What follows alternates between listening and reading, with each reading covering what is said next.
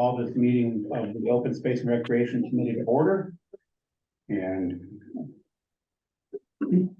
firstly, we're going to call the roll.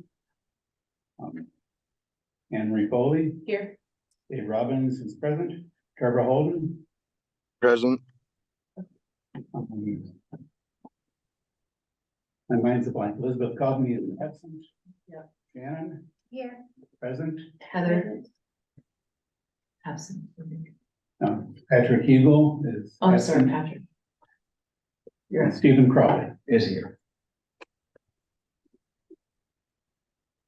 Or present, whichever you choose. Where is my mind today? I'm not. No worries, no worries. Listen, I was saying Heather, that's my other committee. That's, Yeah. I was thinking about the, I was All right. had the, never mind. Yes, I think this is one of the times when I may be on too many committees. Fortunately, wrapping up one. All right. So,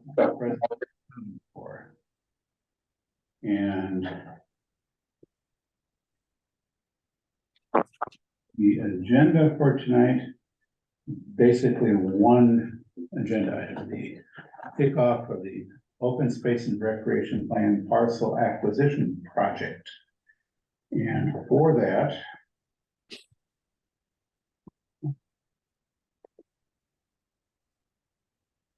fine. Dave, just a point of order. We did post for the meeting this evening. I'm wondering if we need, Yes, we need to open our meeting. Yeah, you do have a quorum of the select board present, so yes, as a formality, we'll let in. All right. So I'll call our meeting to order, since I guess we're hybrid. If we can just do a roll call. So Often I. Fully here. Jefferson here. All right. Great. And there. So the plan for this parcel acquisition project kickoff was to begin with an introduction to the Open Space and Recreation Committee, which just did by calling the roll. You know, just as a recap, we have the committee consists of 7 members, 4 of whom are here. 5 of whom are here, actually. 4 in the room and 1 on Zoom. Not bad. It's always difficult, often difficult getting a quorum on a lot of committees, but anyway. I won't even talk about the previous incarnation of the Open Space Committee where we were preparing the Open Space and Rec plan. A whole other story. Yeah. Anyway, so just briefly, for the benefit of those who are not up to speed on what this committee is this was a follow-up to the completion of the Open Space and Recreation Plan, where in that plan we itemized some 65 action items. We left open the question of, well, how do we go about getting these action items done? And the answer to that was we formed this committee whose role is mainly to monitor the progress of implementation of the Open Space and Rec Plan. Almost all of the action items are the responsibility of existing committees in town. The prioritization of parcels for acquisition for open space and recreation purposes is a task that didn't fit with any existing committees, so we sort of left that in our hands, and we've established this prioritization project with CMRPC doing a lot of the actual work on it. And we are kind of overseeing it and involved in it to whatever extent we can be. So that's the Open Space and Rec Committee, for those who aren't familiar. And additional introductions, Central Mass, Regional Planning, other staff, select board members, whoever else is here. We have 3 select board members attending. I don't know if you want to say anything to introduce yourself. And most of us know. Anne Marie. Nice to meet you. I'm Andy. Here. And Bye. staff, Fiona is here as town staff, working on this project. She's been sort of the point person to go between this committee and, you know, you can see in RPC staff. Anything you want to do, say, Fiona, by way of introducing you and your role in this? Yeah, absolutely. Thanks, Dave. Hi, everyone. Fiona Coughlin, Town Planner. I think there's a couple of people that I think from what I can see in the owl, maybe I haven't met them yet, but I know a lot of folks. Thank you, Will. Thank you, Matt, for coming this evening to talk about this really important project. Dave did a really great job summarizing this, but this project, I applied for district local technical assistance funding through CMRPC back in March. We received the award. And so this will be our kickoff meeting, as Dave said. Essentially what we're trying to do this evening is really get all the major players in the room to have a discussion about how we're going to be approaching the project. If there are ideas and areas that we need to discuss, and basically charting a path forward. But the goal of this action item, as Dave had mentioned, it was in the open space and recreation plan, is to examine parcels for acquisition to expand and connect our existing resources. So, areas that are the greatest value to the town and create critical connections between resources for the enjoyment of all. So, as we continue to navigate this project, we will continue our engagement efforts. But I think I appreciate you all being here and making your voices heard from the jump, because then we can really dive into the specifics. So that is me, and a little bit more of background. And Dave, before we have CMRPC jump in, maybe we should have them introduce themselves as well, because they are the newer faces. Matt? Yeah, sure. Hi, my name's Matt Franz. I'm the GIS analyst at CMRPC. I deal mainly with GIS, all things data, maps, all that fun stuff. And a little IT on the side as well. Been there since 2006 on there. So a little bit about me. And the other person online with us is Will Talbot. If you want to say a little something. Yeah, sure. Hello, everyone. I'm looking forward to helping you all with this project. My name is Will Talbot, and I am an assistant planner at CMRPC. I was interning at CMRPC for a while before, but I started in June. And I work on a lot of different resiliency projects, including hazard mitigation plans and open space plans. For CMRPC, and I also do a lot of GIS work with Matt. So I'm really looking forward to helping you all with the project. Great. Thanks, Will.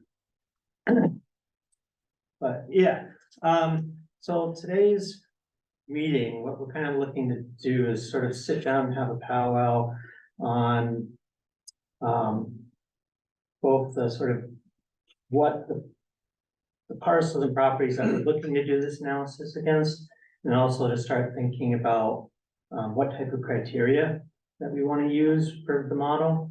Both those pieces we have to figure out, establish before we can start doing anything on the GIS side of that.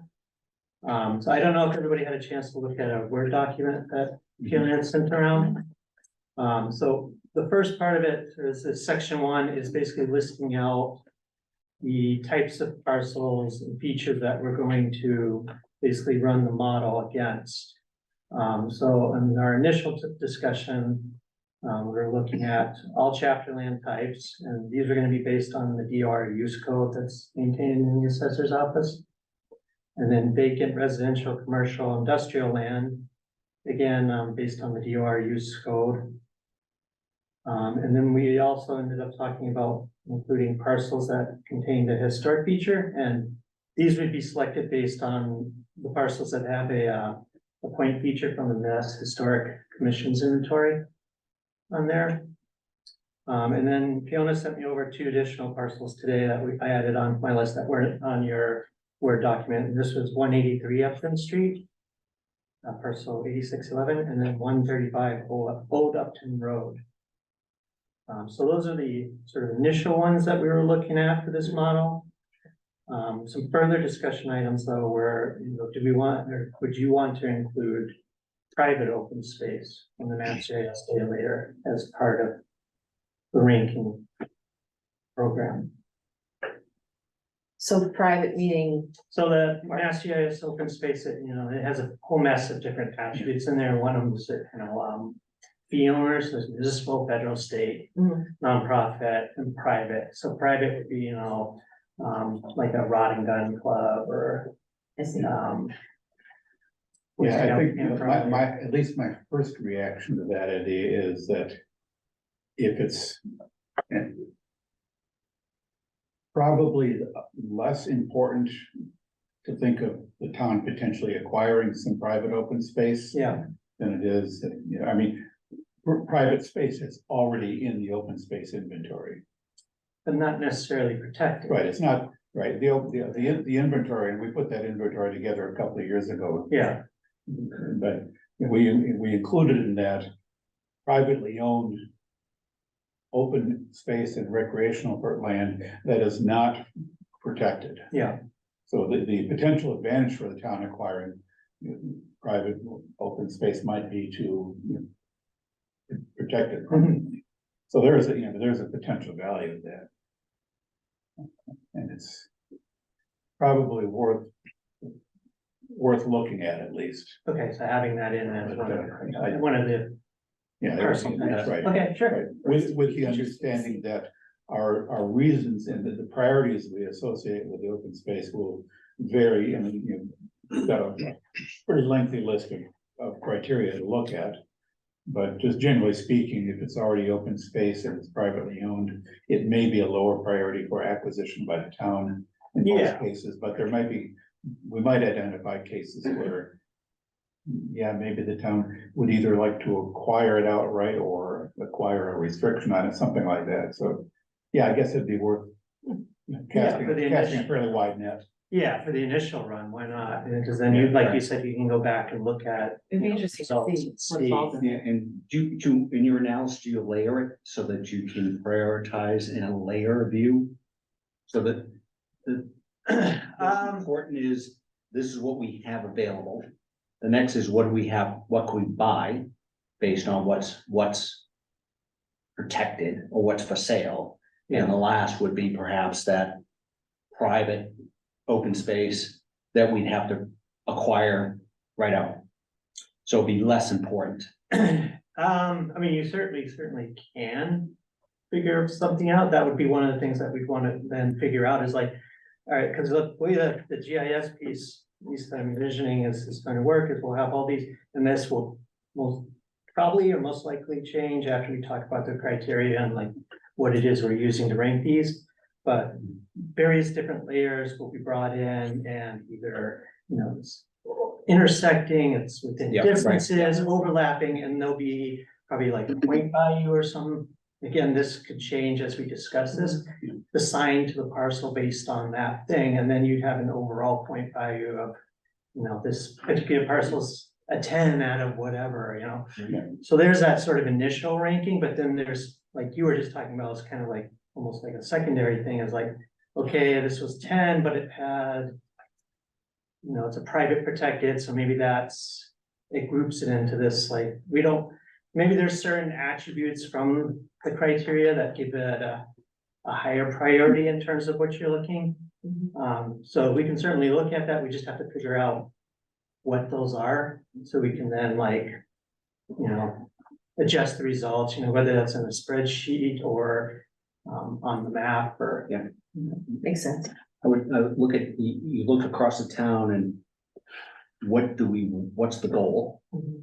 I want to get from north to south, east to west on a continuous path. How do I do that? Hmm. So you look at the goal, we want connectivity.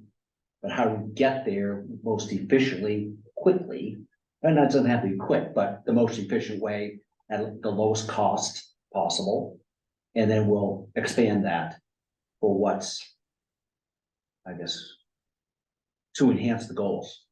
So we'll actually have a goal. So now we have this. What's the next goal that we can put a connectivity in, that we can connect 30% more of the town through one acquisition? Maybe that's the priority. Yeah, I think that gets into this second section here. We started out talking about the properties that we want to include in our analysis here. And then the more interesting part is we get onto the next part of the list here. Yeah. The various, Yeah, criteria. various factors we're gonna Yeah. look at, and, you know, current ownership would sort of be part of that too. And it would, how we ultimately end up ranking things depends in part upon current ownership, but we've got a lot of these. And this is kind of the meat of what we, Yeah. what we wanna start out with is, you know, how are we gonna evaluate these parcels? What criteria, what scoring criteria that as is in the proposed list here? Yeah, yeah, but you know, it's good to get the types of parcels and stuff out of the way first, because especially, you know. When we're thinking about those, you know, I thought, well, if we have those in the beginning, that might generate like. Particular criteria question that you think of because of a particular parcel or area or feature on there.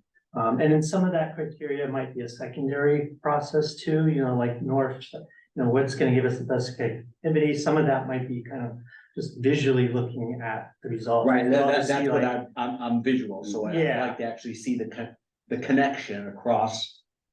Yeah, The town. so, yeah, you know, this will give us a beginning part, and then there might be like a second stage where it involves maybe like more manual. Reviewing, or like you get this initial criteria ranking of stuff, and then as stuff comes up, maybe there's a secondary list of. Mhm. Criteria, things that you check off to see, well, is this worth pursuing or Right, getting, right. spending X amount of dollars for on there, so. So we had the 183 and the 135. I didn't know if there was any other, I wanted to check in to see if there was any other particular parcels of interest. That you'd want added to this list. I mean, we can, this is all in the beginning stage too, so if you think of something. Later, before we run anything, you can obviously pass it along, we can add it in. So that's probably good for us to keep in mind. Yeah, That if we happen to think of other parcels, particularly parcels that are not already in our open space inventory. That, I mean.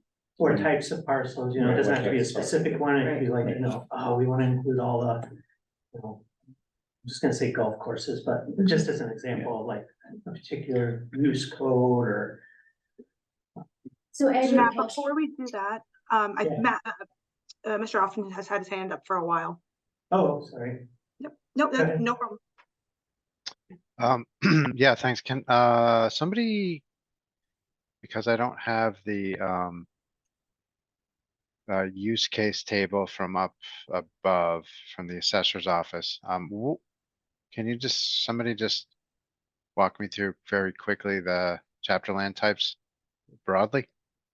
You know, not every single one, but what are we talking about? I'm familiar with sort of chapter 60, but and chapter 97, I think we've got some on Hudson. Yeah, so the use code in the assessor's data is a 4-digit, 3 or 4-digit, I think ours are pretty much all 4 digits. If it begins with a 6 or a 7 or 8, it's chapter land. Yeah. And also included in chapter land are the codes 016, 017, 018. That's very detailed. It's chapter 61A either as its primary use or a secondary use. Yeah. You know, the O1s are residential on chapter land.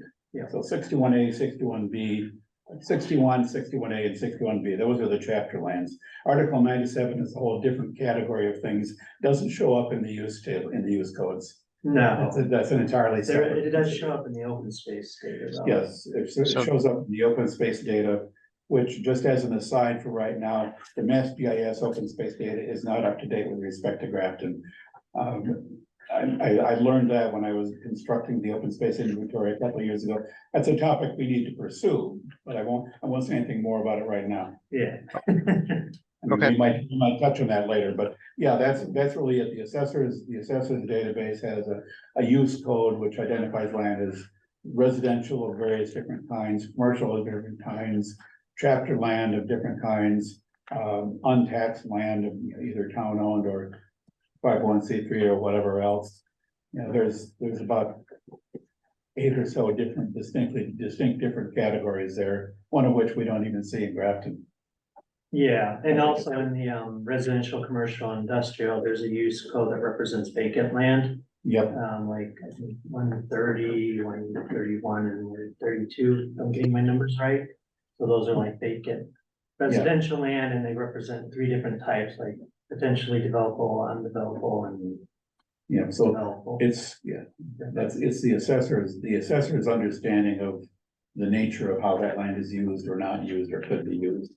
Yeah, And yeah, that's, you know, I relied on that heavily when I was constructing the open space inventory. yeah. Okay.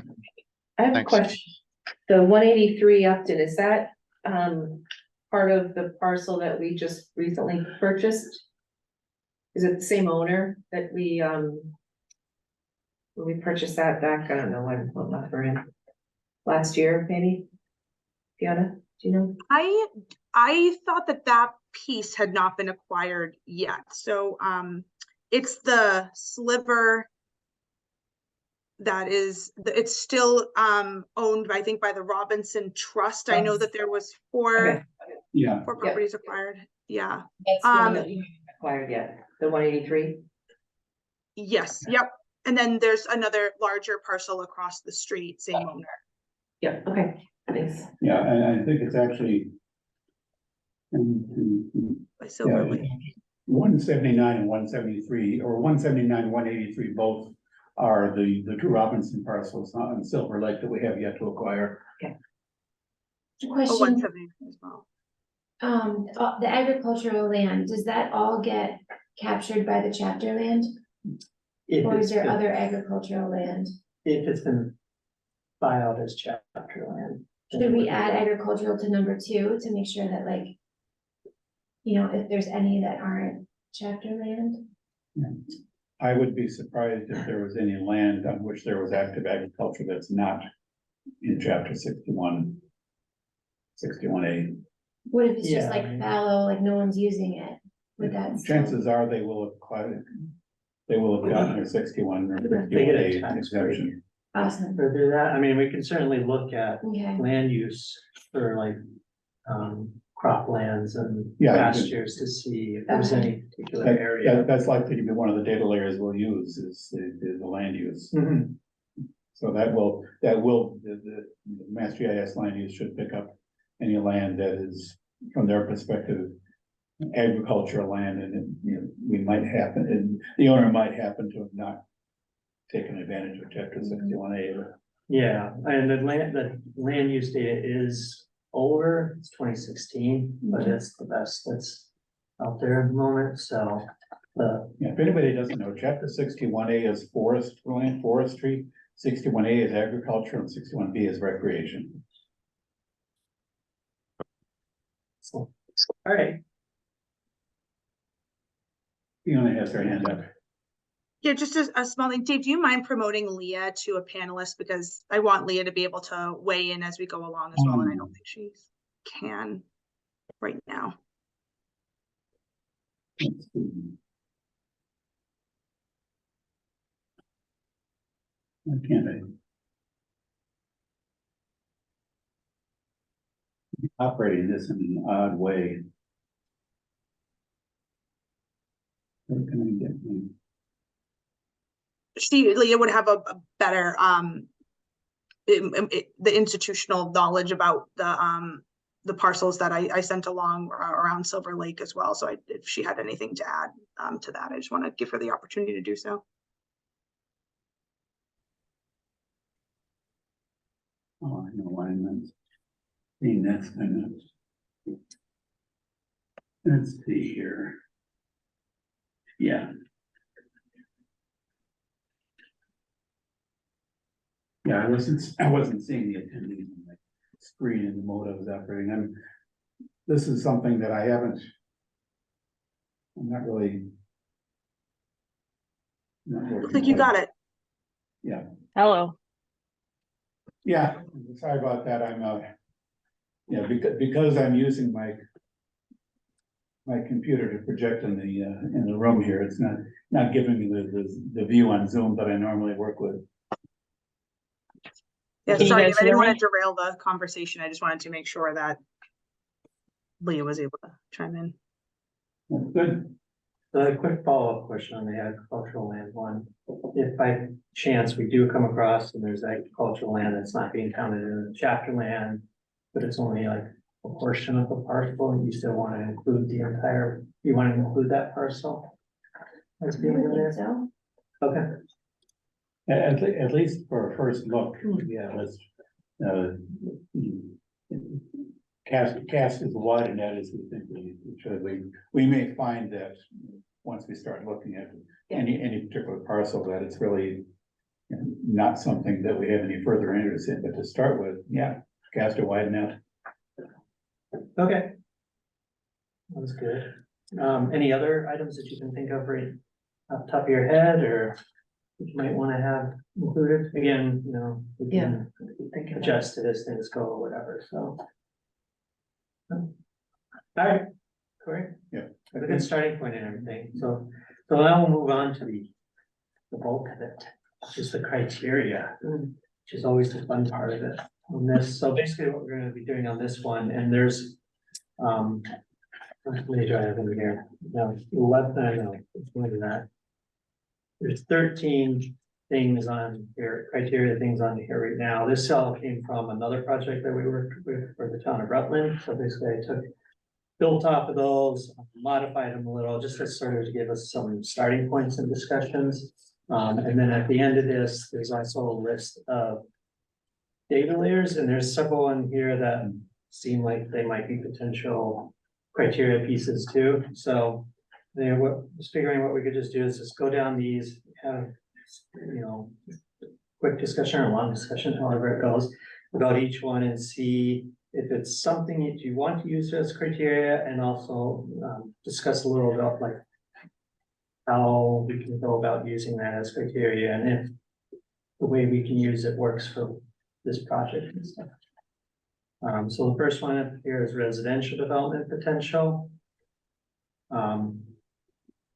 Is that something you'd want to include as a criteria item in terms of like how, and this could be based on zoning.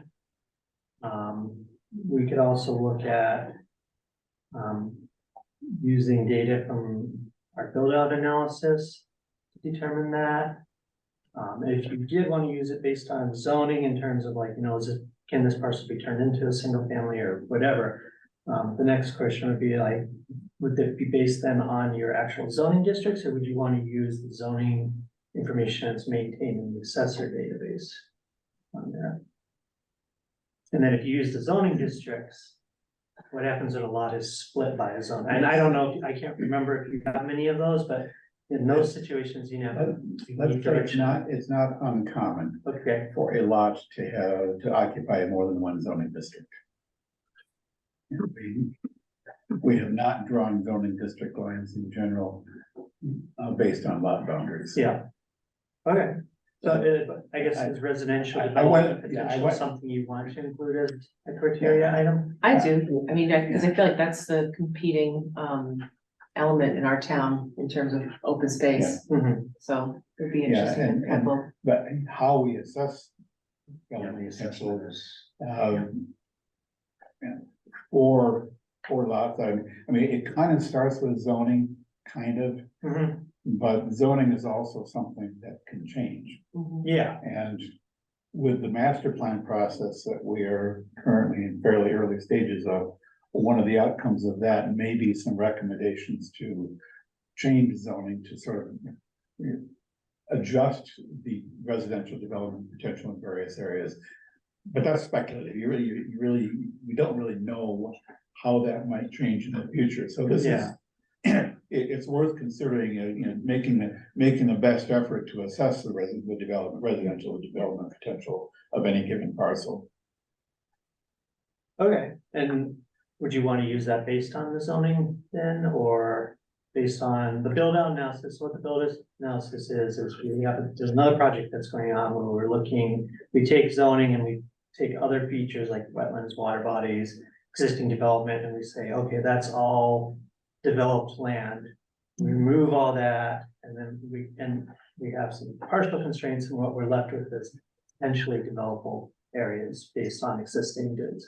Yeah, I think the build out analysis would be a good basis for this, provided that it's the information. I don't know where you're at with the building I remember we kicked off. a We build out have, analysis. yeah, we have a first run on the GIS side of it, the Excel side of it. The planning staff hasn't had a chance to dive into those numbers yet, but. So if the data is available Mhm.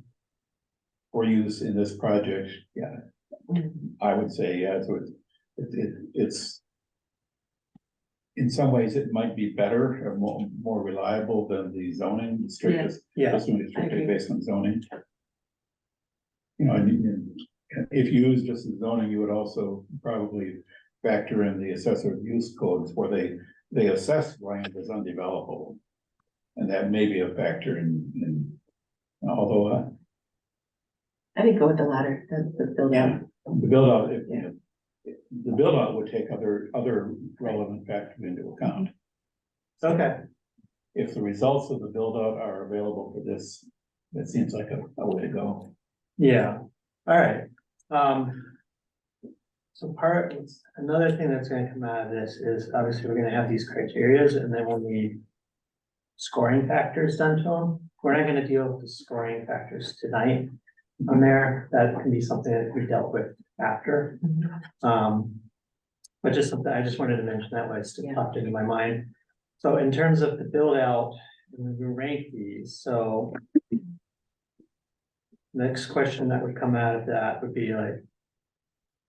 Do you want to apply this then based on percentage of potentially developable land in the parcel in terms of like applying this towards the rank? Because we have this build out data, we can take that and match it against the parcels of interest, and that would tell us, you know, there's X number of acres in that particular parcel that's developable if they added the whole total acreage, you know, so then are we looking like, okay, well, you know, 0 to something is 1, something to another is none, in terms of like using that as a rank, you know, because otherwise are you just looking at like, otherwise, if you're just taking a match, I don't know if it's gonna give you as much information as compared to like saying, looking and saying like, you know, it's 50% of the lot potentially available, or is it 75, or is it 25 and less, or whatever. You know, if it's 25 and less, maybe that's not as a high priority as the lot that's next to it that is mostly undeveloped. It could be like, Yeah, that's probably worth considering. all right, and by undeveloped, so, you know, it might, you know, when you look at that data, it might be a field on there, but maybe, you know, 30% of it has a water body or wetland or some other absolute type of constraint. So, you know, the whole thing might be like 10 acres and look great for that, but, you know, then you take out, you know, 8 acres of that or something because of absolute constraints, so maybe it's not as high priority as the one that's next door type thing. On the other hand, some of those factors that tend to render land undevelopable or nearly so for residential purposes might be factors that render the land favorable for Yeah. acquisition. I mean, you know, if the lot is 75% woods, forest on a hill where the topography makes it impractical to develop, even if you clear cut it. Well, preservation of forest land is a value in itself, and that would factor into some of these other criteria that we'd be looking at, you know, down the list here. So it may turn out that a lot that has relatively little residential potential is very valuable from a conservation perspective, or wetlands or water.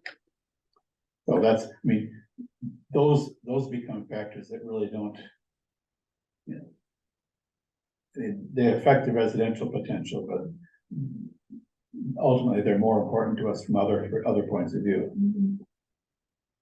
So What that was your- brings, Sorry, what was your question initially though for us, that you wanted us to clarify, or did you get? whether you wanted to use this residential development potential as a criteria, one of the criteria is in this. Yes, On but you there. can- And then after that, it's, okay, as part of residential development potential, a factor in that is how much of a given lot is developable. Yeah, and how do we want to use this? Basically, how do we want to use this criteria to rank these? You know, because you have this, it's potentially developable, but when you were talking, it also kind of brought to my mind, well, should we want to, or should we be using the potentially developable, or should we maybe be using the absolute constraining, the non-developable data layer instead, or maybe it's both of them, because you were talking about, okay, well, steep slope and, you know, forest you can't build on anyway, so would it be more beneficial to know, like, okay, how much of the land you couldn't do anything with anyways on there, or maybe it's both of them? That's kind of Yeah. a question. Right, and How about you? it gets into some interesting questions, I think, about ultimately how we assess this when we put everything together. Because from our point of view, we're looking at what land should the town prioritize for acquisition for open space and recreation purposes. You know, and a particular piece of land that has a lot of residential development potential might rank lower on that because it meets the need for residential development, which is not this committee's priority. Yeah. But it is considering the town overall. I think we would, you know, a piece of land that has fairly high residential development potential, if it also has a very high value as open space or recreation, we would look at that differently than it's good for residential and it's not all that important for open space and recreation. So you know, we will, I'm sure, end up wanting to, you know, kind of weigh those factors together. But Yeah, from our perspective, the focus of this committee is more land that has value for open space and recreation. okay, yeah. And I can see that maybe coming into play and sort of like the values, individual values that are assigned to it on there, is maybe you have something like this in there, you give it, you know, there's a couple subcategories in there, they get 0.5s, but maybe then also the overall, so you have some subcategory 0.5s, and then you've got the overall, which maybe is a multiplier to the total on there, and that overall one can be higher or lower depending on how you prioritize that particular thing. Right. Yeah, you might, you know, sort of, Yeah. as a first cut, you know, we've got however many different, There's 13, I think, right now. oh, for these 13 items. Yeah, Each one of them carries a certain weight, and we generally speaking, something like that, you don't weight all factors equally. Some yeah. Some Oh, yeah. carry more weight than others. Yeah, and that's what I was referring to. Yeah, applying a weight to all that, each one individually or whatever.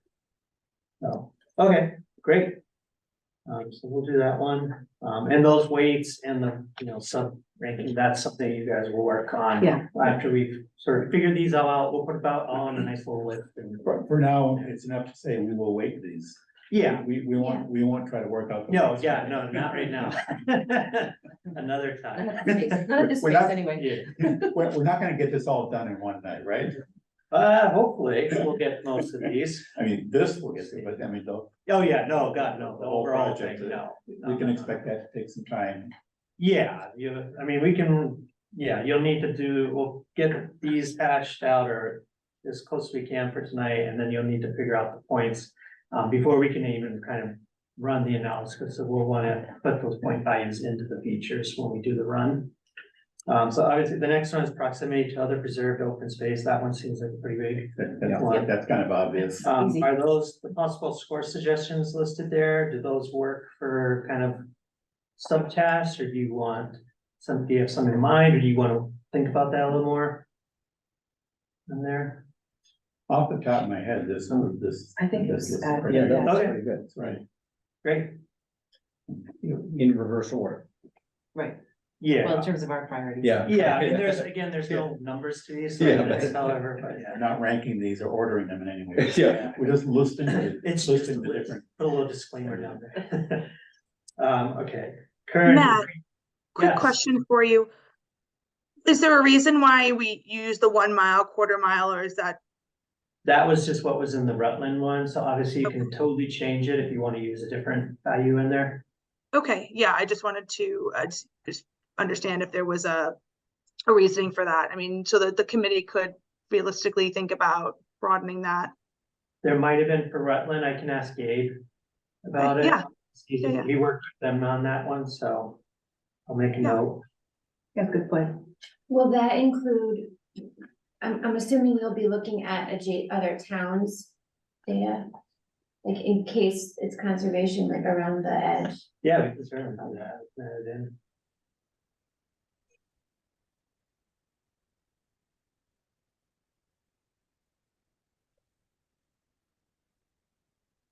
All right. Great, thanks. That was an easy one. The next one's current and previous usage. This, I originally was gonna leave this one out, but then talking to Fiona, we just decided to put them all in there, but this one, I didn't know, this one seemed like may not be really relevant to this particular project, but When I looked through it, I was wondering about that one, this one as well, if it was What's necessary. it, what's it mean? Well, just like, think if it was a brownfield site or something, you know, like, or yeah, or something along the those. type of land use Yeah. that's being used, whether it's being used for mining or Yeah, gravel pit type thing Okay. maybe, and or if you happen to maybe know like the future use, like I don't know what future piece would come to. right. That may be more of like a planning thing, like, oh, we might be able to use that for like playground or, maybe we'd love to see like a trail system go in there or something like that. I was also That's- thinking something like, those gas stations, like we might not wanna put a park there on top of that land. You know, an so- old gas, yeah, so yeah. that might Previous be a use good is, one. is kind of Okay. telling what our future use could be, but for the purposes of this committee, I don't know that that's. But a that's gas something one twice. might not necessarily come up in this too either. No, I because know, It's yeah, an yeah. existing, It was just a way of like, you could see Yeah, it. I think this is probably one that, for right now, it sounds like it could be useful. Yeah, as we get more into it, we might find that we're really not sure what it means, or we don't find, or we're not seeing anything where the current use is, has a perceptible, Yeah. predictable impact on future use.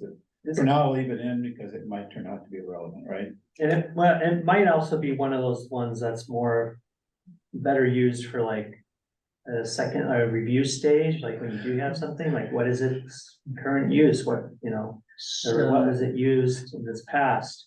I'll take back my silly question. We have, electrical lines. Yeah. Running through town, we have, gas lines running through town. Yeah, Those should all be on the map so that we can crisscross. If there's open space here and open space there, and there's a gas line going, let's connect it. You have that open for use. Cause those gas lines, we can walk on those paths as well as the electric lines. the gas lines on like parcels owned by the gas company, or are they more like easement running through? I think some of them are owned, some of them are easements. Yeah, I think I've seen both on the GIS. I think I walk them both. But would you be like looking to acquire? Oh, no, Parcels no, owned just by them? leverage the availability of that space. So more of To just a cross visual, over. visual. review Visually, yeah, right yes, down yeah. there. Cause that may help with the connectivity Yes, of bits of land. If we're doing, I could see that for the easements, I'd have to look into the other option, but I like the idea. yeah, considering the potential use of land that the electric company or the gas company has in ownership or easement, there would be questions about getting permission. Right. first. I mean, Yeah. people probably tend to walk on those anyway, or ride their Yeah, ATVs you on have there to anyway. ask formal permission as opposed to just For us to we formally, use it for. formally take that into account. Yeah, And okay. essentially make it part of our, say, our trail system or whatever. If there is an opportunity there that was promising, we would have to, and that's really sort of outside the scope of this committee, but we would ultimately have to pursue whatever Yeah. we need, whatever agreements need to be made. They all, liability, made immediately, and it's like, okay, no, you can't walk on it, okay. But map it out, we'll walk on it, I will.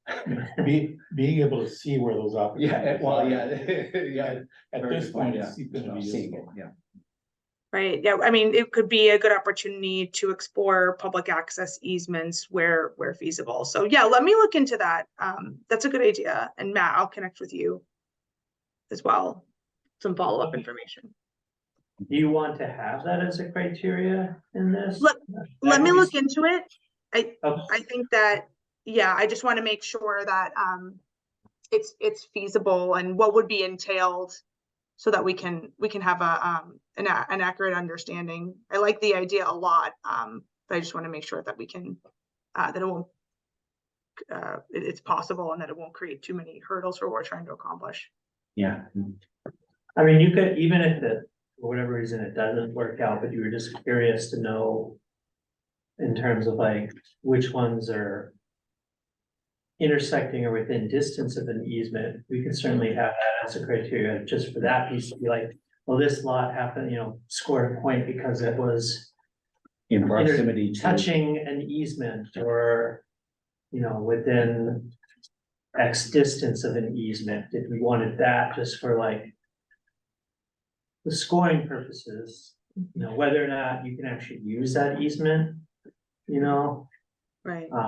you could, if you did find out like certain easements, yes, they would let you in others, you could then take it to the next level and be like, okay, we're scoring for the ones that, either we remove, you could still keep them all and you could add like a different value for the ones that actually would allow you to use them versus the ones that didn't, or you could just remove the ones that didn't and just have the ones that did and be like, okay, they all get a, a +1 or something to the scoring. yeah. So I mean, if you wanted to do that, we could certainly add that to criteria, but if you want to hold off until yeah, we can actually, this is actually something we could use, then, we could certainly hold off to that and just add it in, depending on when that information is found out in terms of that.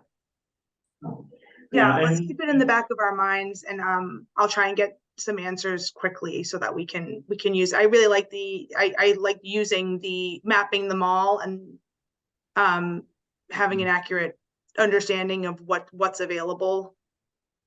And then, we can flag on the map or and then do the scoring rubric accordingly. Do you have the gas easements in your data? Yeah, should be able to get that. Yeah. Okay. I mean, transmission line ones, there is the USGS transmission line one that's older, but you might have some of that in your data already too. Maybe even in your assessor. Yep, right, we the should. data. Yep. Yeah, I will send that. Okay. Make a note of that. Just getting back quickly to the current previous usage one. I guess for now, if you're not sure yet, maybe we can hold off, because the next piece to figure out on that is like, or to start thinking about, I guess, is like, how would you want to use that in the criteria? I guess you probably have to want to at least define it a little better in terms of like, what does it mean? Because that would help us in terms of figuring out what is there data for it and how we could use it in the model. So that might be something to put on hold for now, and give some additional thought, and then we can come back just to sort of keep moving along the list. Right, yeah, I think that's a good way to put it, is let's think it through a little bit more, see, and get some, a better concept of what we would do, what do we wanna think of in terms of what current uses are potentially interesting as things that could affect the potential future use, I can ask Gabe about that one too. Yeah, just to see, maybe like, a what couple was- ideas, but yeah, let's not try to nail that down. Yeah, no, but I can like check in with Gabe and see what was Rutland thinking in terms of Yeah. this type of thing. I mean, if somebody's got a good definition for that, let's use it. Yeah, I don't wanna reinvent that wheel if I don't have to. Yeah, sure. All right, great. So the next one is ease of access. And this could have a couple of different meanings in terms of like how, is it probably close proximity to existing roads or, and I guess maybe topology, in terms of like how well people can, but in terms of, this example, it was looking more at, public access and like, can you get to it and does it have type parking and type of that? I would imagine a number of these probably aren't gonna have parking. A lot of the chapter lands and stuff like that, vacant lands aren't gonna have it, but you could certainly rate it on proximity to roads. Is it butting the road? Is it within X amount of distance from a road? Is it really far away? What do you think when you hear ease of access? That's important. Because But what do you think of like when you think of ease of I think of a access? trailhead that I can pull a car over to the side of the road and walk on that trail. Ease of access could be a connected trail to an existing trail, Yeah, ease of access. but that's all like pre-existing It stuff. would and be, you're looking I at think of things- pre-existing, because if I'm gonna prioritize, I wanna prioritize where we have good access and good parking. And then just work up. If there's no public access, then what can we do with But that would you land? necessarily have that in some, like you're looking at chapter lands, vacant lands? The historic things in those two parcels, would they wouldn't necessarily maybe have a trailhead already or a parking Right. on there. So how would you incorporate that? We'd have to into connect that. other properties where a trailhead exists. How would we access it otherwise? If we didn't have a path in? And I would say, so public access. Or if there is public access, meaning either there's potentially a road somewhere close by. Mhm. There's potentially another trail that's abutting or could be connecting. You're not climbing over crazy boulders to get to the space, so that, general access, like you said, most of these parcels aren't gonna have parking right there and or might not have connectivity right now. But is the parcel in the middle of the 100 acres, or is it, Yeah, this side? of Yeah, 100 yeah. acres? Yeah, and the question of access, ease of access, relates also to what we think the potential of that land is.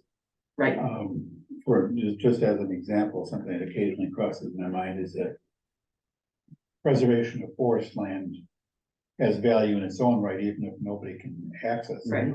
Because forests in their own right have value for environmental value. yeah, and then that would come in under some other criteria, but for this number 4, ease of access, Right. that's what I Yeah. think is that, is it Mhm. accessible at some point, even in the future, somehow? yeah, Not, that doesn't entail, like when we were trying to build parks in Palestra, it doesn't entail putting in $1 million road to get to that first park, Right, yeah. So, Yeah, so, like I said, and that's the point I was making. is Yeah. that Ease of access, having access is important for some parcels of land. And it may not be an important factor for other parcels. Totally, yeah. But it's still a factor that should be assessed or evaluated Mhm. for every parcel.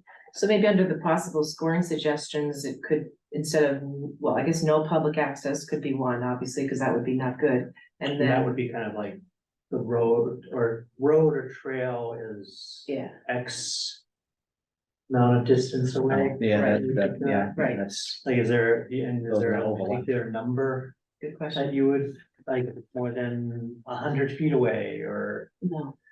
I mean, 1.25 mile.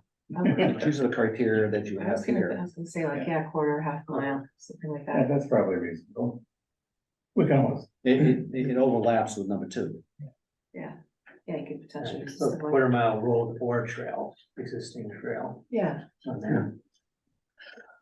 but maybe broaden it to the mile as well, I don't know. Or no, for being poor, for being like sort of like That's a lot of bushwhacking to get to. She's volunteering. I'm thinking, I'm a kilometer girl, I'm I trying mean, to this, figure out we how can much start a off. mile is. And you can, give it some more thought. Yeah. I think we should measure it for longs. Yeah, mile is a lot. Yeah. Maybe a quarter or a half. So you could do the half, cause you could have the half, the quarter, and then a budding. Yeah, And a quarter, a half and then mile, the not three. that, yeah. not that far. Walk around the track twice. And I mean, I guess you could leave in one of those scoring suggestions relative to parking. I don't know that that's Yeah, Yeah, that it should one be could be a nice little close. Yeah, tricky. Because it could be parking. a positive. The having space. Yeah. Potentially available for parking. How much space is potentially available for Yeah. parking is a factor in ease of access. I know Yeah. when we, in the open space and rec plan, when we, updated the open space inventory, one of the things we had to do was assess each of the town's existing, public parcels of land for, availability of parking, and most of them, have very, very limited parking. Right. So we sketched that out for all the parcels we evaluated. Right, so for you? Do you- Yeah, except getting back to the parking thing, like. The how, but to go about doing that, I mean, you could obviously look at the size of the parcel and be like, it's X amount of acres. Yeah, it's gonna have, plenty of parking, but.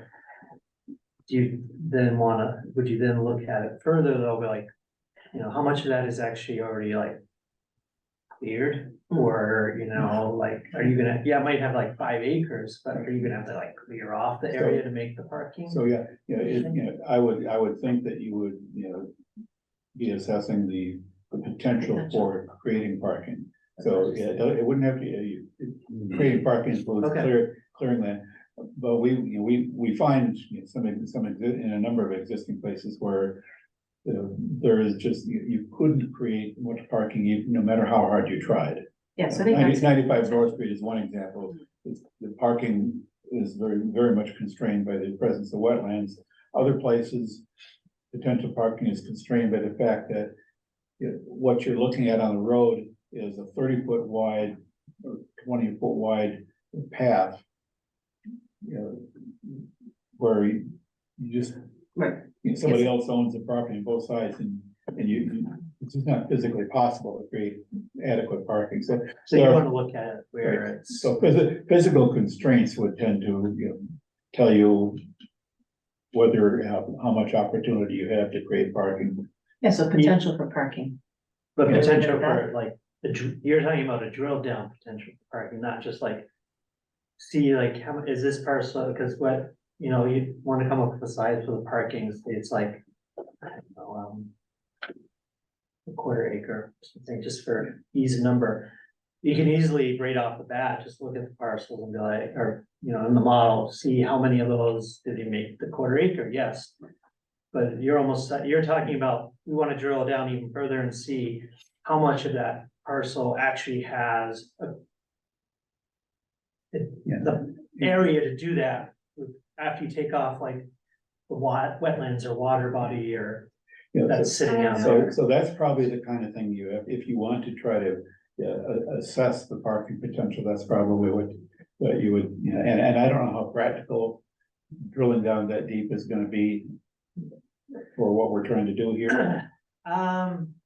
Yeah, I agree. I just, my opinion, I think just leave it out for right now. I think it's going way too far into it. I think we're just trying to do like a priority, what are the hot parcels? Mm. And that could be like a later criteria that we. If necessary, Right. like see how Yeah. many parcels would actually be impacted by Yeah, that. yeah. Yeah, you could certainly do that, and that could be a sort of like manual, like we were talking, mentioned before, like the manual review of a Right. particular Yeah. parcel at Right. that point is, and then like Yeah. go out, walk it, visually see like, oh yeah, we can put something here, not something, or it's, So we can kind of set aside parking as a criterion for right now. but keep the road Keep ease of it in access. the back of our minds, because depending on what we get for results from this, we may find that there are situations where we want to look at the parking potential. But for right now, yeah, Okay, it's probably a level of detail that may be too much for. I mean, there's ways we could probably go about doing it, it's just to give it some thought, but be easier Yeah, not giving into that, but you know, if it comes down to it, and we decide later, we wanna look into it, we could look into it more, you know, maybe it's using the build out or particular layers to. Yeah. Just, can't already be thinking about paving paradise that we find. No, it's all dirt. stone parking lot, that's it. Alright, So we did a good access, sorry, to harp on this, good parking. We have, North Street, North Elementary School.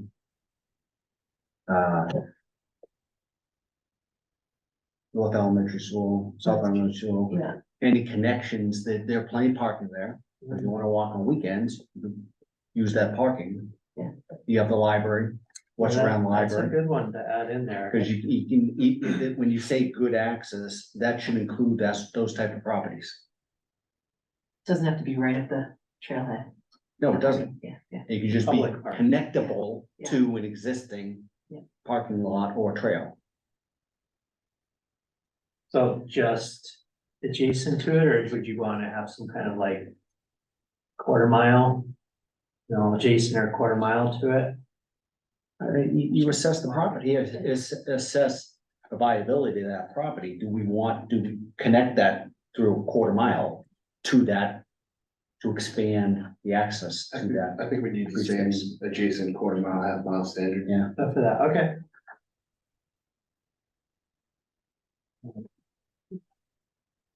We'll reach out to Fiona, just make sure we get all the, what would be considered public parking spaces. You can be done in that second round when we're actually reviewing, Mhm. you know. You just lay it on top. and Exactly, see we go, what okay, happens. well, the library's there, you know, 95 North Street, whatever, any of the, yeah. Yeah. Go back and reprioritize manually. Okay. Great, thanks. Next one is uniqueness. This was another one that's seemed more like secondary stage Mm. type thing. But again, I just left it in here because it was part of the others and just for discussion. And that kind of more refers to sort of, it says the uniqueness of a particular property, which is a little hard to do on GIS unless there's like specific, you know, obviously like, you know, if there's a vernal pool on it, that's unique. That one we could do because there is a data layer for it, but Yeah, I don't think there's a uniqueness data layer, is there? no. Uniqueness is sort of This would subjective. be your Yes, opportunity to that's make one. Alright, well, we'll cross that one off for now, that one. Aesthetics, again, similar to uniqueness, I think. On there, Matt. but, yeah, I would Is skip there a that. special places, data layer in Mass GIS? special places, Yeah, I know that that's one of the criteria in the open space and recreation unique plan. features, unique and scenic Unique features. map? features, sorry, yeah, I think it's, Overlooks, closest to ponds. Yeah, not in Mass GIS. Usually when you do the open space plan, there's, like, when we do the maps, we include like the historic features.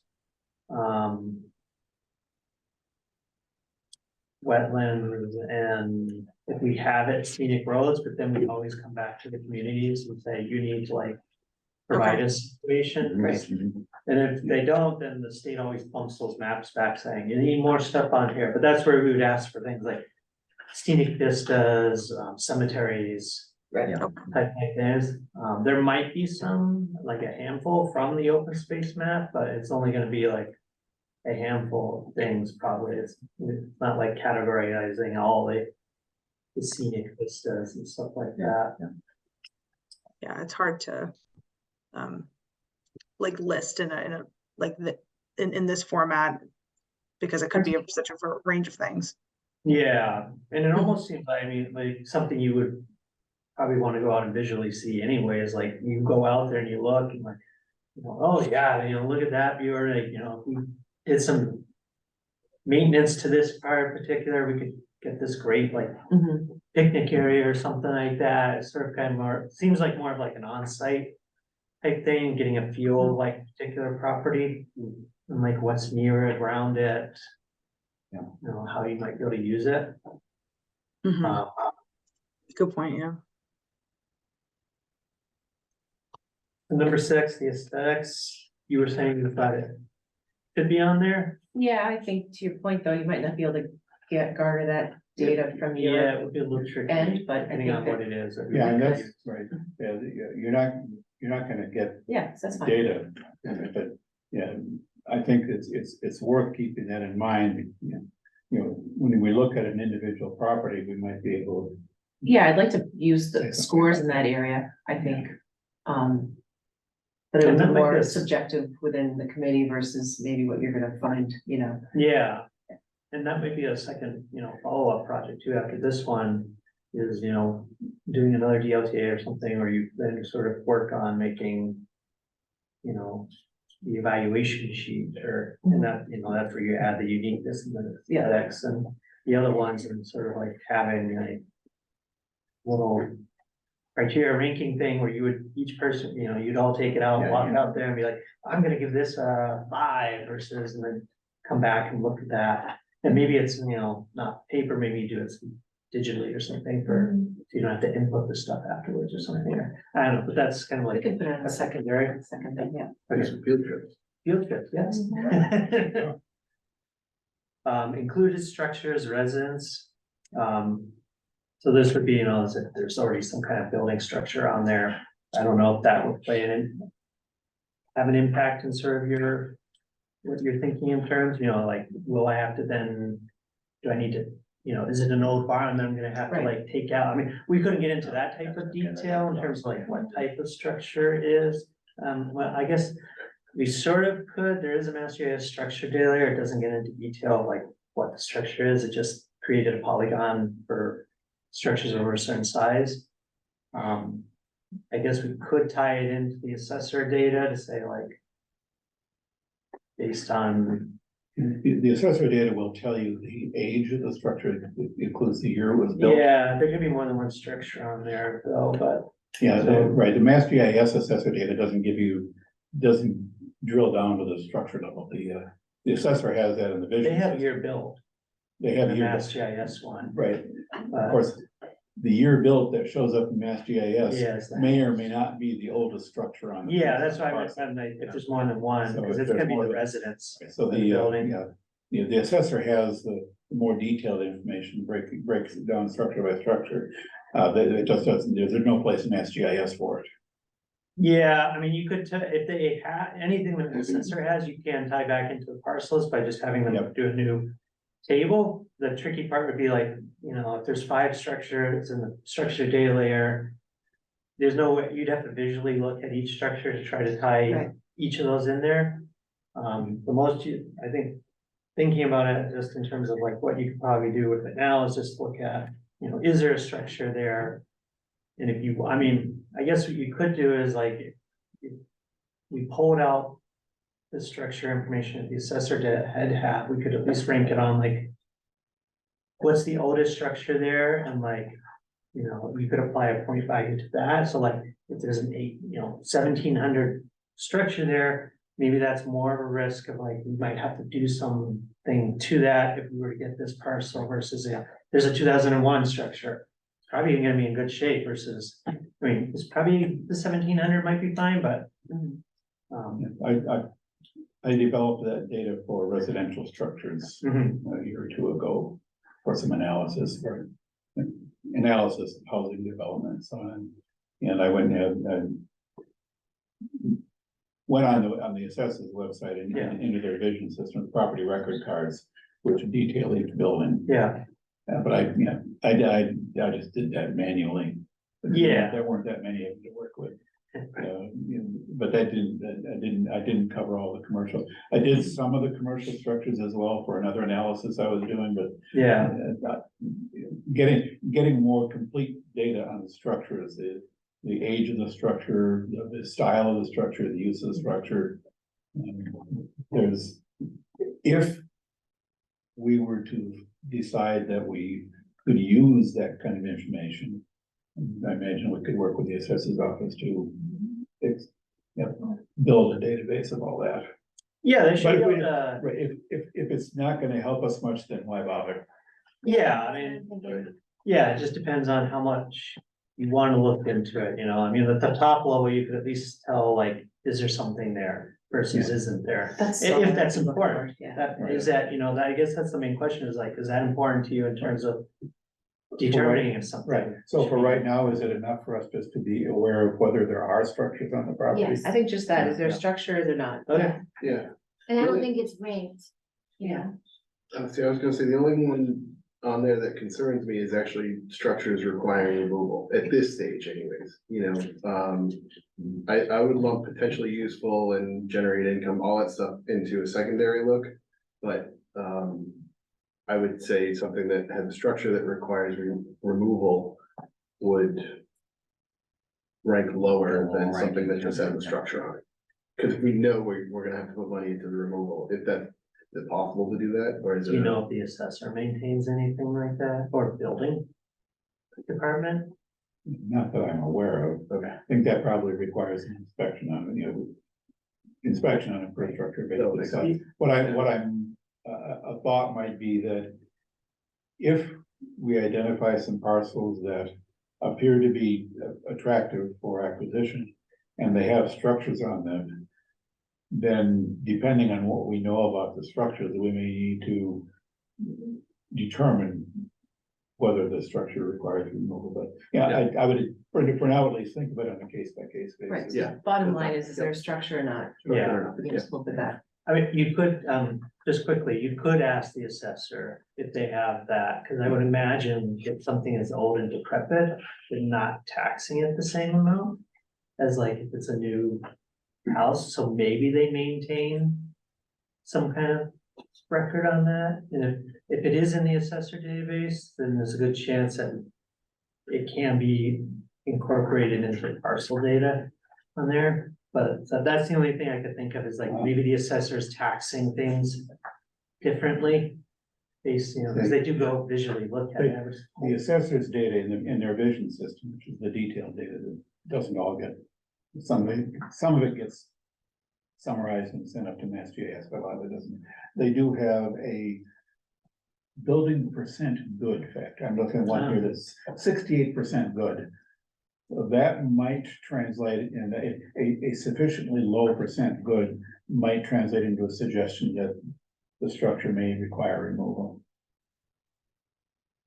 So yeah, if you wanted to use that, we should, as long as they can export. The key thing is they just have to be able to export that field and the loc ID field, which usually they can export pretty much anything that's in theirs with other fields. So if they can put those two together, we can join that to parcel data. And again, that would be for each building on a parcel. So for one loc ID, you may have several. Yeah, I mean, it's just gonna give you a rough, like, Right. there's something on there that's 60% Yeah. good. It's not gonna tell you it's this building over here, That's- which is Yeah, on there, but would at least, yeah. So would you want the maximum or the minimum percent good for of all the buildings on that parcel? I We mean, don't have to you, worry about that right now. right? I don't wanna worry about that too much right now. Move on. Yeah, we can dig into a lot more detail on some of the data if we feel we need to. Okay, I'll work with you about that. Okay. Let's see. Action potential. So just initial thing, when I was looking at this one, initial layer that jumped to my mind is sort of the biomap core habitats and critical natural landscapes. In terms of like, you know, is it intersecting these or abutting these type thing? You know, their score suggestions, no clear environmental, low significant. And significant water, air, soil would be, I think, a little trickier. You'd have to look into that on there, but, you know. Biomap data seems like a good indicator for this, and I did include. In that further was a little description of sort of. From the metadata page describing what the biomap was, and that was just. Core habitats for just identified areas critical for long-term persistence of rare species, exemplary natural communities and resilient ecosystems. And the natural landscapes were identifies large landscapes minimally impacted by development and buffers to core habitats and coastal areas. both which enhance connectivity and resilience, which kind of goes along the lines of that. So that seemed like it would be sort of a good initial data layer for that type of question. Desirable, it would set it as more desirable. If we can get that land. Yeah, if it's sitting in the middle of that, yeah, you might give that a different ranking for sure. And then I guess the question then is like, obviously, you know, if it intersects it, it's high value on there. You know, and then if you look at if it's within a certain distance of it, or you just mainly like, we just want to know if it like a portion of it runs through Yeah. the biomap. I think, yeah. I think so, yeah. And do you care for any difference between core habitat and critical natural landscape, or do you want to just consider both of them Both. the same? Okay, Both have value. Equal. all right. Interesting. And do you care, you mainly fine with just like, just want to know if it intersects, or do you care about the percentage of an intersect on there? It probably makes some difference. I mean, if a 400 square foot corner of the lot is Yeah. within a critical natural landscape, that I would look at that a little differently than Yeah. the whole The thing. whole thing, sure, So okay. There's some degree, and I don't know precisely what that degree of overlap would be. And just throwing out a number, if at least 1/3 of the lot overlaps with the critical natural landscape, then it's, you know, I would pull it in and sort of apply the whole thing. And that's just an arbitrary number, 1/3 off the top of my head or Yeah, out of someplace. yeah, and you'll It's a go good back to start. these, you'll go back to those and figure those out, I'm sure as well. And we might find that with, you know, the overlaps that occur in practice are pretty much all or nothing. For some of them, yeah, I mean, it's gonna be the ones along the edges Yeah. where your question comes into it. Right. So, okay, great. Endangered wildlife habitat, so a bunch of the layers popped up for this one are priority habitats for rare species. That's not that old, 21. Estimated habitats for rare wildlife, again, this is 21. Certified vernal pools, there is I didn't put it on here, but there is a potential vernal pools, but it doesn't really get updated, so I left it off on that. And then again, the biomap and critical natural landscapes data layer. From there. Is this, I guess would this be a ranking piece that you want to include in here? Yep. Yeah. And do all, sorry, Equal. I was gonna say equal to 8. As far as its importance, if Mhm. not more. Yeah. If we're limited to what we can do, we can buy the land, and then we're limited to what we can do with it if it needs to be protected. We can. I don't know what the limits are for like priority habitat. I mean, these aren't like, these are just sort of like. There's, I think. Definition. I don't know if it's necessarily like a legal thing, but it's just like the estimated habitats is. Contains polygons that are a subset of prior, and that's not very good at describing, but priority habitats. Polygons representing the geographic extent of habitat, state listed rare species in Massachusetts. Based on observations documented in the last 25 years through NHESP. So I mean. No, it may or may not restrict, you know, it's, I guess that, that would be a further thing where you may have to go out and look and see, you know, are there salamanders here? Yeah. Will has his hand up. Will? Yes, just I had 2 points. One of them was on a biomap.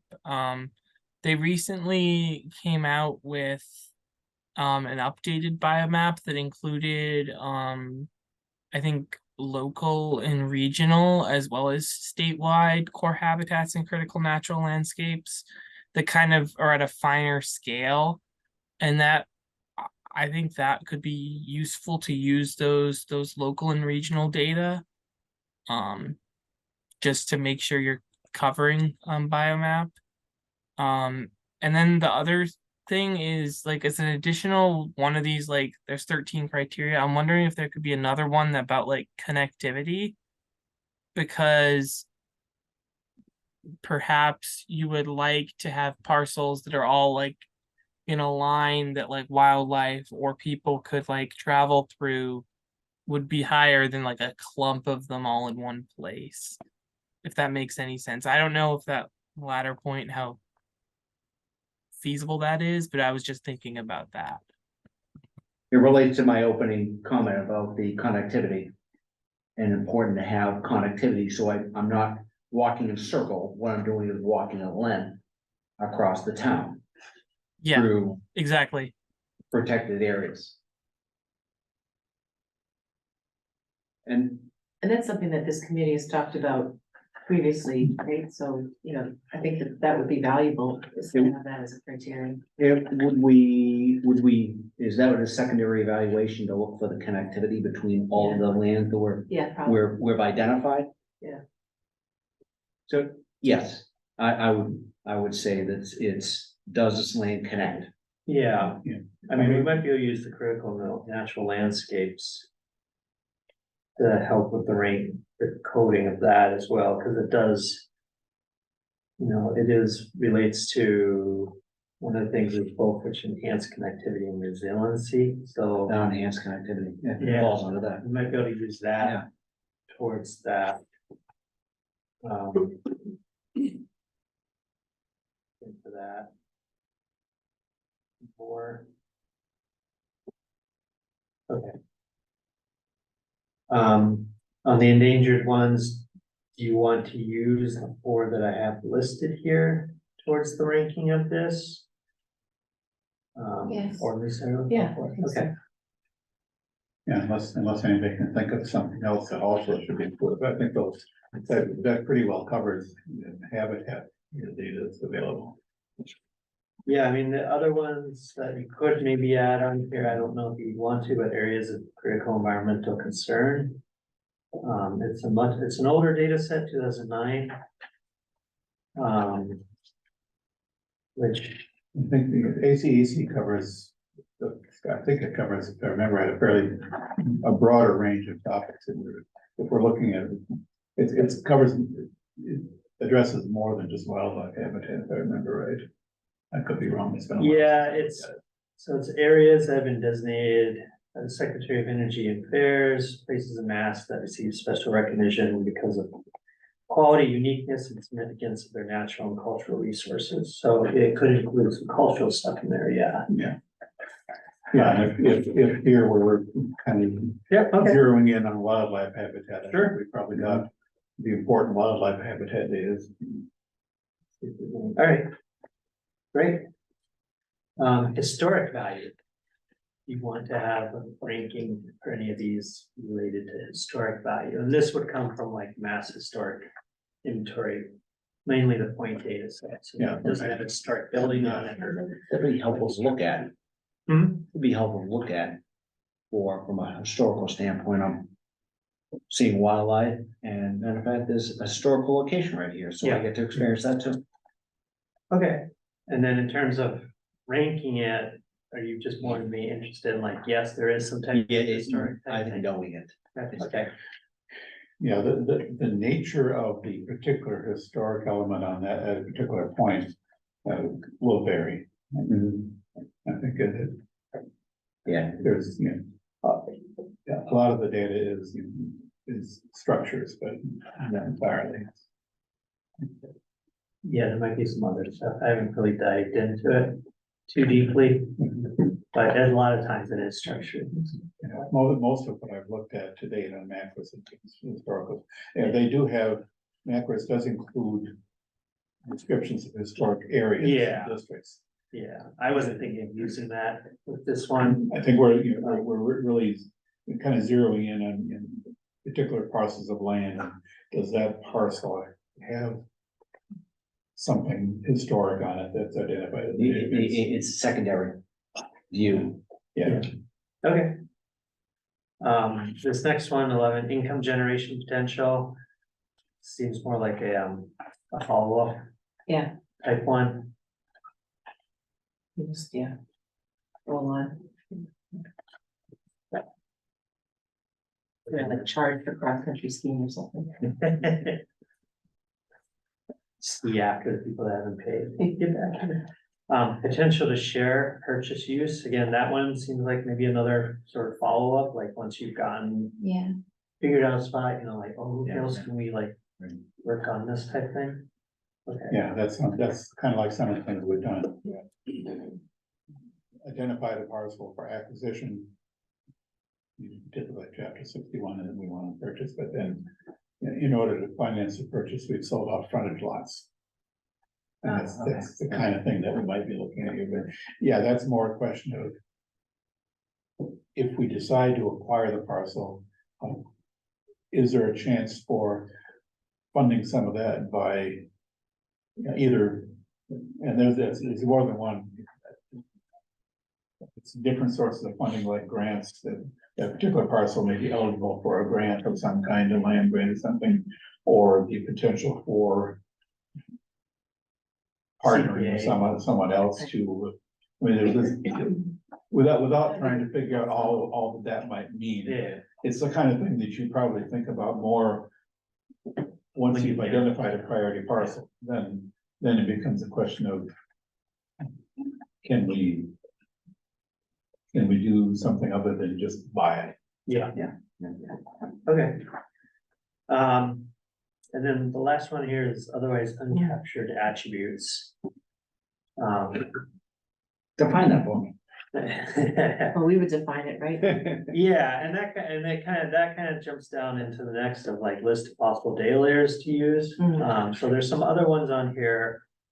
Like, would you want to rank things that are within zone like 2s or IWPA's water supply protections on there? Is that a criteria piece that you'd want to have? You know, the properties within one of those? Right, if there are any properties in a zone 2 Yeah, that aren't already controlled. yeah, Actually, yeah, zone 2 is a fairly large area. What is that? yeah, or if you have, I can't remember if you have zone 2s or if they're IWPAs. I don't remember off the top of my head. Yeah. Once upon a time, I remember seeing maps of zone 2, but zone 1, you know, the wellhead protection area, 400-foot radius around the well. Those I think they're of all the current wells, those are already fully protected. Yeah, that's why I didn't really like mention that one, because it's only 400 feet, so it's like, there's not gonna be much there, but yeah, the zone 2s and IWA is gonna be much bigger. Right, if we did have swaths of land. any fragments of a zone 1 that aren't fully protected, it would be a higher priority for protection, but that is as much of a priority for the 2 water districts as it is for the town. Although I know that some town-owned land is included in zone 1, if I remember right, but anyway, that's sort of, yeah, zone 2 is a sort of a different question. We what do is- have zone 2. I'm just looking at the GIS Dave, what's on? and IWPA as well. I get the data for you, Matt, if that's helpful. It's the state one, so I have that. Oh, one okay. in My office, but I just couldn't remember off the top of my head. It's the next level. We have zone 1 and then there's the next level out protecting the wellhead, zone 2, or if you don't, Yep. and I could be mixing these up. One of them's state is designated area and the other one is, they just sort of give a generic, I think it's zone IWPA, 2. interim water. protection. interim, IWPA. So that's an IWPA, that's a looser, it's a little bit looser definition, or it's not as, somehow it's not quite as formalized and regulated. But I don't- Yeah, one's better, like one's kind of like, if you don't have something, they give you one of them. And then you get the official one, which is, and I can't remember if it's IWPA or zone 2 is the sort of official Yeah. one. I wanna say zone 2 is the official, but Yeah, I think it's so. the area that contributes to the, contributes Okay. groundwater to the Yeah. well. It's not within 400 feet of the well, but it's an area that's been determined to contribute water to wells. And by and large, I don't think the alignment is precise, but we have the Water Supply Protection Overlay District, which was intended basically to to cover pretty much all of zone 2. Yeah, So we restrict some of the development that can take place. Okay, So for me, on these additional thank you. layers, data Yeah. layers, I would be interested in the land owned by the town of Grafton and then the chapter lands. To include. If they're not somehow captured some other way. no, there. In terms of ranking. Okay, yep. And if I owned a town that aren't protected, that's what that's kind of implying. on Yeah, Yeah, I had developed all that data, gathered up all that data when I did updated the open space inventory, the open space rec plan. So I know I have that data, much of which I got, from various sources, mostly the assessors. But otherwise, I think that's all I have. What about trails? Would you want to have a ranking criteria for, I guess that falls, I mean, that kind of falls in the road piece, so I guess Yeah. it's covered already Yeah, on there, in sort of like the ease of access side Yeah, right. yeah. on there, so yeah, that one's all sort of taken into account. Bus routes? Do you have any, like, We don't have, I mean, other than that, We have- senior bus. It's not that many stops. 1 or 2 bus routes we've done. Not many stops, so you're right. what could it, so would it really play like an impact in terms of your thinking about property? I don't. Off the And they top could of my head, change too, so I mean, yeah, But- it makes but- sense. I don't see bus routes having a significant impact on Okay, prioritization of land acquisition. No, No, Back up to number 4. we in each have a this car in list this town. of the Mass GIS protected recreational open space. I alluded to this earlier in the meeting that I know is out of date, and I discovered that when I was building the open space inventory for the open space rec plan. And on my list of things to do someday, when I figure out who to work with to do it, is to get the Mass GIS data up to date. If, there's a guy in EOEA that you can send information to. yeah, and I guess the open question, I think I might have mentioned it to Evan once, but really didn't follow up on it, was, is that something I should just reach out and do on my own, or should I take some more official path to our town government? But yeah, I remember, I got as far as noticing on the Mass GIS page that there's a person to contact. Yeah, they don't have any like nicely set up If system. for if there that, is but- no more formal procedure, yeah, I have, I think, a nearly complete list of the updates that need to be made. I just need to. Yeah, I'd reach out to them and Get in just touch. see, I'm not sure like how they determine like, is this person actually legit and giving us this Yeah, that's- information? I would assume they get like some kind of, maybe it has to come from a town email or a group email or something like that, but yeah, just send them an It email. is something that needs to be done, because Yeah, I spent a fair amount of time researching the history of the various parcels and identifying the correct owners yeah, and comparing that to what's in the Mass GIS data. And they like to get that stuff because they like to improve that data, so, they will update it when they get a conservation restriction, yeah, it probably comes in through something. on because it there. comes, right, it comes Yeah, in otherwise they through don't. channels, but yeah, the CRs are the only recent updates I've seen to their data for Grafton. Yeah, Little known, it means nothing for us here tonight, but one of the parcels that they have listed as a Grafton parcel is actually a Westford parcel. oh, yeah, So Yeah, somebody took this coding Westford mistakes. parcel and assigned it to Grafton for some reason. yeah, that happens. But yeah, that data needs to be updated. Yeah, I would send them an email just to see like how they get the process going on there. On that. Okay, and what about like wetlands or water features, any criteria? Potential of those? Wetlands. That would be good to know, I think.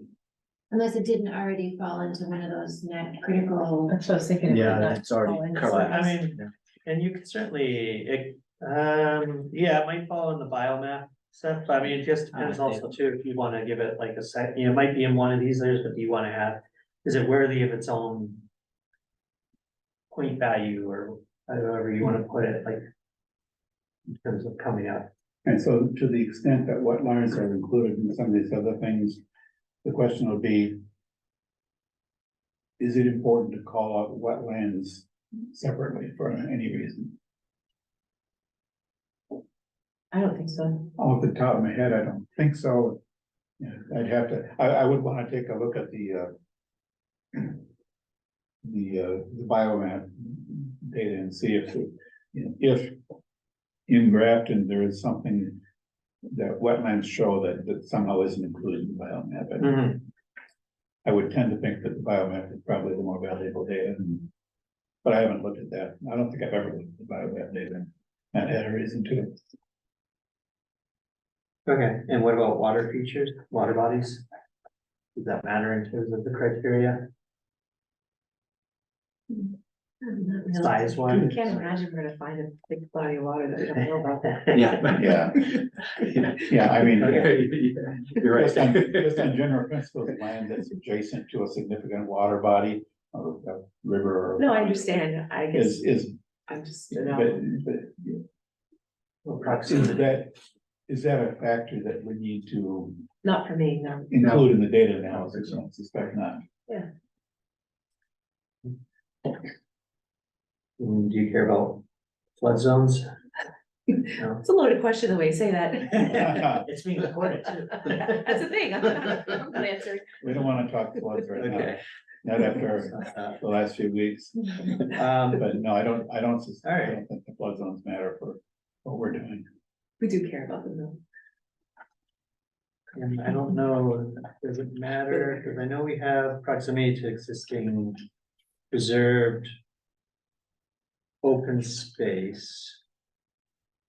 I guess getting back, swinging back to that and kind of ties in with this one, does it matter like the type of open space that is proximity, like compare like permanently protected piece of land, or even going even a little further, permanently protected state land versus federal land versus county land? Does that play versus, and then, other compared to like, the running gun and rod club, or a nonprofit like, I don't know who's around here, but greater, like Worcester Land Trust type nonprofits, does that? No, Grafton Land Grafton Land Trust. Grafton Land Trust, We have- does that, play an impact in sort of your criteria, like, would it impact getting this parcel versus this parcel? Yes, absolutely. Yeah, because back to the point of connectivity, Yeah. that we get, the Grafton Land Trust has how much? A lot of acreage, so, A lot of acres. yeah. No, So that, Connection Permanently Trails protected. would want to connect to them, hmm. but connect with them if it's possible. But knowing, What he's asking, I don't think it matters if it's like, right, what type of protection it is at this point, right, just the fact that it is protected by somebody. Yeah. So, but but knowing it's protected, it is important. Yeah. Because you would be more interested in something that's got an APR, CR than like the unprotected private Boy Scout camp Mhm. that's sitting there next to it. Yeah, I would think so. Okay, I guess for me, Yeah. just knowing that there is if there's an abutting parcel that's protected or not. Yeah. That is open, would be The work is Part of already done. It's- criteria that it'll be we would easier. look at. Yeah. Just in case you're curious, the most recent data I have on the open space inventory, the land trust has, and I think it's almost all the Grafton. 1800, is it? There's one other, there's 613 acres. 613 acres of land owned by a land trust, most of which is the Grafton Land Trust. I think there's one other land trust that owns a little bit. Nels? Nelson Park? No.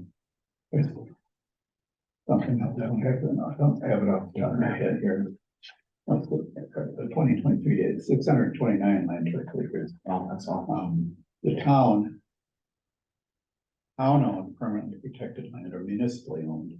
Most of it's town of Grafton, some town of Upton owns a piece of protected land in the water districts, own a little bit. But altogether, 1,336 acres of municipal permanently protected land. Maybe that's how I came up with 1800, I put the two of them together. Yeah, maybe in my brain. are there any other things that you can think of over here that you might wanna use for criteria? Well, I had one, but I don't know how you would go about doing this, but is there some way to capture like time sensitive, like things that are more priority because they're about to hit the market or they're, I don't know how we would capture that though. That might just be like knowledge that people have Yeah, in our brains, I yeah, think so. okay.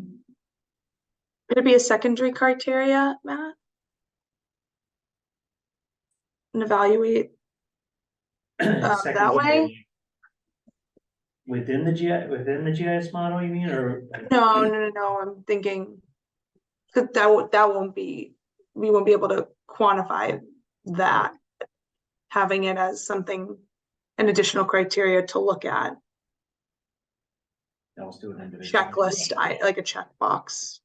I mean, it almost seems like a list, it'd be like a running list that you keep of like lots to keep an eye out. Yeah, for, like if yeah. it pops up and, Add 10 points real to that estate. lot. and- yeah, like here's our Yeah. top 10 list of like, if Mhm. this comes up, we need to like launch on it Right. immediately or something I like think that. that's, what we're gonna end up with here is a prioritized list of parcels that we really would like, we think these are, we'd really like to get, these not so much.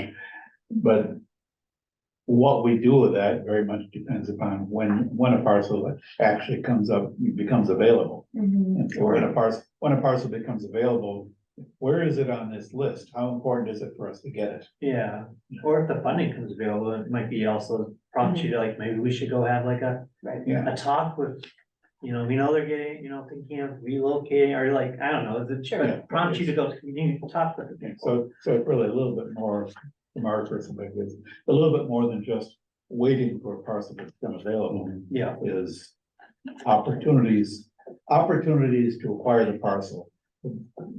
Whatever exactly that opportunity is, whether we get a grant and we want to use it, whether it's somebody putting a parcel up for sale, whatever. It's look, when an opportunity comes up, where is it on the priority list? yeah, Whatever the nature of the opportunity is. an initial glance to see like, is it really low on it, and then maybe we don't even like take that initial look at it, or, unless So there's something to take. if somebody's taking 4,000 square feet of chapter 61 land out of chapter 61. 4,000 square feet. I suppose I can imagine an unusual situation where that might be worth our while, but generally speaking, no. If it happens to link to open Right. space property. If it's in just the right place. Whereas Okay, parking. It's We a can park, use it for yes, parking. there you go. So will this will capture, say, a home that has, or will it not, a private home that has a great deal of property that may not be contiguous with the home? Not really, It wouldn't capture that yeah, okay, on there. so I think that's the thing that, yeah. If you want, so we could certainly add properties over a certain acre size as lots being ranked. Okay, Like if like we want to look at everything that's like, 15 acres or more or something, then that we certainly can add that to the list of, types of parcels properties we're looking at. I'd be interested in that. I like the way you're thinking, there's back acreage that I mean, there's people some that don't I want. just, no, yeah, just- Is there a particular size? I don't know, I would think over 10 for sure, but it should be over 15 acres or over 10. Doesn't mean that to be that big. I would say over 10, Yeah, it's a good guide yeah. to start. And all parcels or just residentially zoned parcel, you're like commercial industrials as well, or just, Oh, I don't know. I Or was does it thinking not residential matter? myself, Yeah, but and you'd approach your residents who has a few extra acres, do you wanna, we can build a path that is contiguous to a list of other locations. It'll be convenient to acquire that acre or two. okay, so residential. I think, yeah, residential. Yeah. Okay, yeah, and if there's any others like that that you think of, then reach out and we can see like what we can do for them or whatever. But yeah, that would be kind of, unless, you know, the only other way we'd have to like somehow extract out Yeah, no, that's the okay. undeveloped portions on there. Great. But yeah, I mean, if you think of any other criteria items that you might want to add, just let us know. We can talk about them. I'll take this, I'll go back and refine the scoring suggestions for some of the ones that we talked. There are a couple on here where we don't really have like the connectivity one hashed out, so I'll put something down on paper and send it out, and you can look at it and say, you know, does this work for the scoring criteria? And then once that criteria is all set up, then it's gonna be just up to you guys to sort of come up with the individual scoring, and then if you want to apply like a weighted score to that main category, you know, so like the open space, or what's the better one?